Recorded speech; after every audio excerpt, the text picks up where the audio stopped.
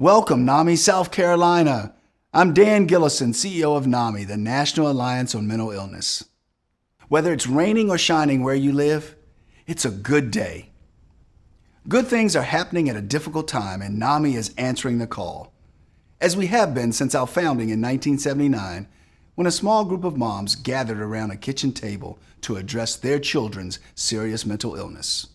To give you just an overview of our latest accomplishments, let me start with what we have done for young people who are struggling now more than ever. NAMI's new Youth and Young Adult Initiatives Task Force was created to focus on youth mental health.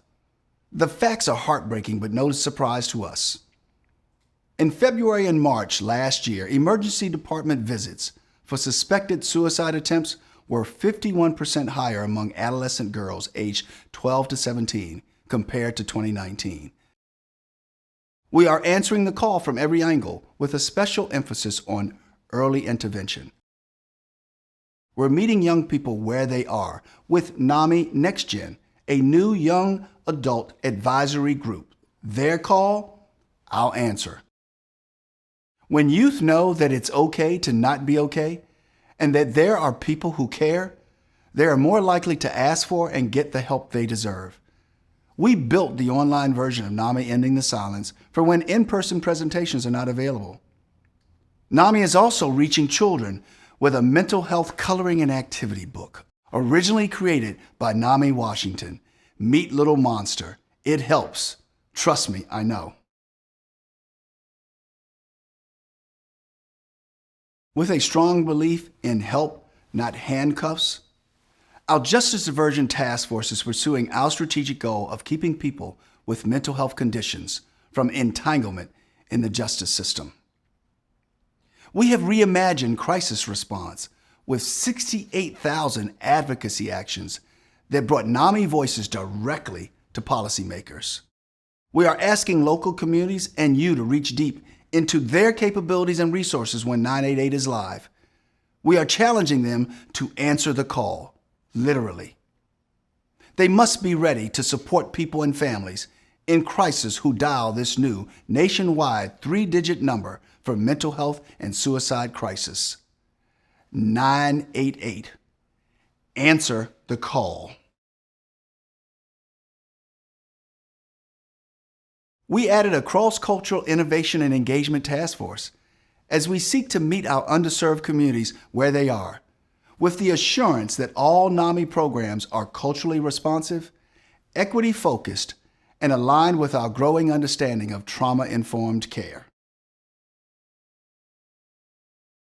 NAMI's nationwide impact grows through numerous partnerships with Fortune 100 companies, with media leaders and influencers.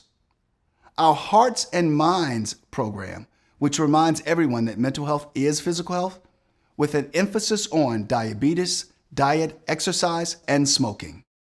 Socialization, finding an identity, these are the core. Our share of voice is louder than ever, with over 70% of all major mental health media coverage.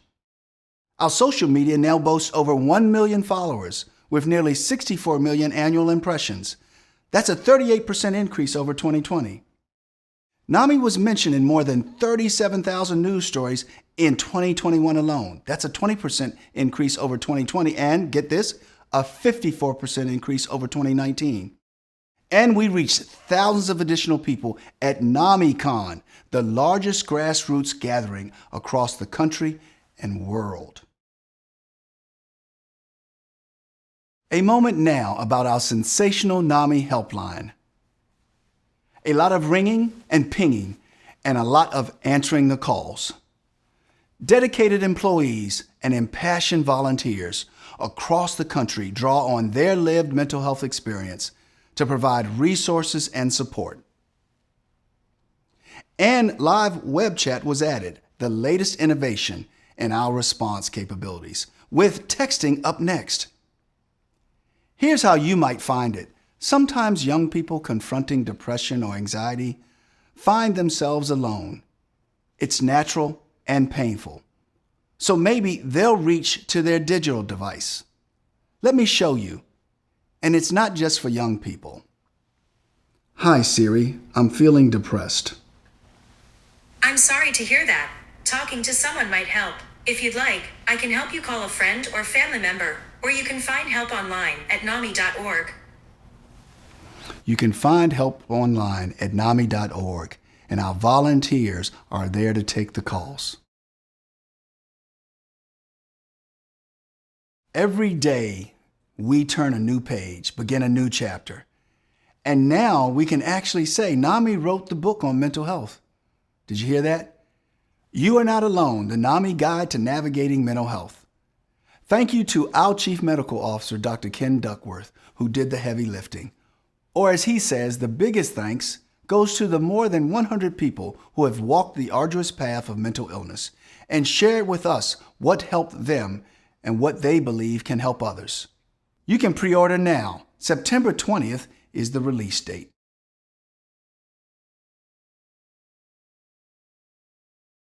Now let's talk about our amazing NAMI Walks community. I'm pleased to announce that through our remarkable support and execution on NAMI Walks Your Way, NAMI was recognized as Fundraising Organization of the Year by the Peer-to-Peer Professional Forum, reflecting, for one thing, our success in gathering 31% more funds than in 2020. Yes, the call was answered with our feet. If you haven't participated in a NAMI Walks event yet, I urge you to lace them up this year. If you have, you know you've always been number one. We are being called to uplift, engage, and embrace, and we're doing just that, demonstrating courage and creating connections. When even one person is suffering, we will attend to their need. When 1 million or millions ask for our attention, we will do the same. This is NAMI, after all, and you, my friends, are answering the call.